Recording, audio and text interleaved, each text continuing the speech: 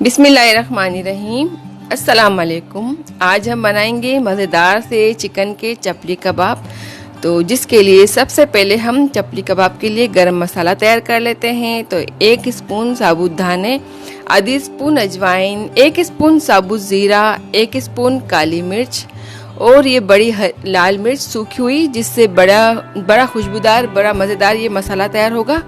तो इसे भी हम इस मसाले में शामिल कर लेंगे और इसे ब्लेंडर में ब्लेंड करके पीस लेते हैं। यहाँ आधा किलो मैंने चिकन ले लिया है। तो चिकन यहाँ मैंने बोनलेस लिया है और थोड़ा सा फेट वाला लिया है, क्योंकि जब फेट वाला चिकन होगा तो हमारी कबाबें जूसी बनेगी। अगर आप फेट नहीं डालते हैं तो 2 स्पून घी की शामिल कर ले। जब हम ये पिसा हुआ सारा मसाला शामिल करेंगे, देखें थोड़ा थोड़ा सा फेट मैंने इसमें लगा रहने दिया है ताकि ये कबाबें जूसी बने।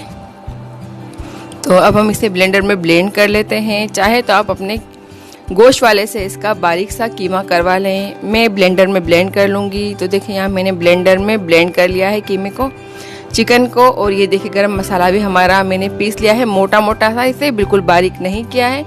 तो 2 स्पून इसमें शामिल कर देंगे कीमे में। और यहाँ 2 अदद हरी मिर्च और आधी गठी धनिया की, इसे बारीक बारीक चॉप कर लिया है, इसे शामिल कर देंगे।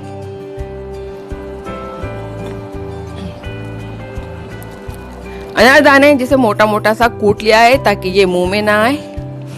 खट्टेपन के लिए हम अनारदाने यूज करेंगे। 2 स्पून अदरक लहसुन का पेस्ट,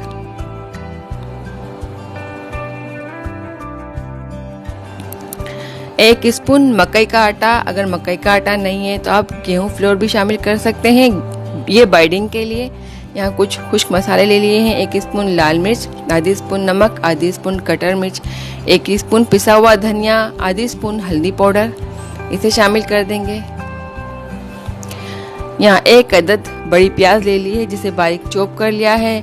अब इसका पानी अलग कर लेंगे हाथ से निचोड़ निचोड़ के, क्योंकि अगर कबाब में पानी रहा तो कबाबें हमारी टूट जाएगी। तो इसमें बिल्कुल भी पानी नहीं जाना चाहिए, खुश्क करके बिल्कुल हम इसे डालेंगे। प्याज को डालने से कबाबें हमारी नरम और जूसी बनेगी। तो इस तरह से निचोड़ निचोड़ कर हम इसे शामिल कर लेंगे।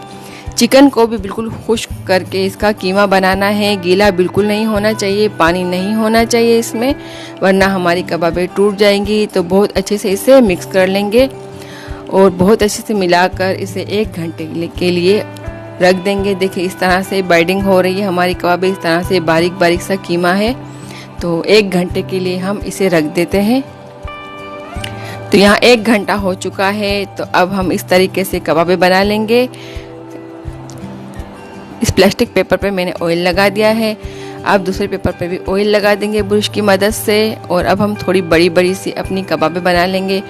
तो देखिए हाथों में भी ये चिपके नहीं, ये मसाला थोड़ा सा चिपकने वाला, तो कीमा चिपक रहा है, इसलिए मैंने थोड़ा सा हाथों पे ऑयल लगा लिया है। अब गोल गोल से जितनी हमें बड़े साइज़ की ये कबाबें तैयार करनी है, उतने ही बड़े बोल लेकर हम इसकी कबाबें तैयार कर लेते हैं। और प्लेट या पतीली या किसी भी बर्तन की मदद से हम इसे दबा दबा कर बड़ी सी कबाब तैयार कर लेंगे। तो देखिए मैंने यहाँ 1 प्लेट ले ली है। अब इसे आहिस्ता आहिस्ता से प्रेस कर लेंगे। जितनी बड़ी कबाब हमें चाहिए उतना साइज़ हम कर लेंगे। तो मैंने देखिए कबाब एक तैयार कर ली, इसी तरह से हम अपनी दूसरी कबाबें भी तैयार कर लेंगे। बहुत ही मज़ेदार, बहुत ही जूसी ये कबाब बनकर तैयार होती है। आप अपने घर में एक बार बना कर ज़रूर ट्राई करें। अगर मेरे चैनल को अब तक सब्सक्राइब नहीं किया तो सब्सक्राइब कर दें। तो इसी तरह से मैंने दूसरी कबाब भी हम इसी तरह से बनाकर तैयार कर लेंगे। तो अब हम इसे अच्छी तरह से दबाएंगे, थोड़ा सा आराम आराम से प्रेस कर लेंगे। जितनी बड़ी कबाब हमें चाहिए उसी साइज़ की बना लेंगे। तो देखें ये दूसरी कबाब भी मैंने तैयार कर ली है। तो अब हम इसको फ्राई करने की तैयारी कर लेते हैं। तो थोड़ा थोड़ा सा ऑयल डाल देंगे, 2 से 3 स्पून के बराबर, और मीडियम स्लो फ्लेम पर हम इसे फ्राई कर लेते हैं। इसे पकने में ज़्यादा देर नहीं लगती, क्योंकि चिकन को गलने में ज़्यादा वक्त नहीं लगता है। 2 से 3 मिनट में हम इसे पलट देंगे ताकि अच्छे से ये गल जाए, उसमें अच्छे से कलर आ जाए।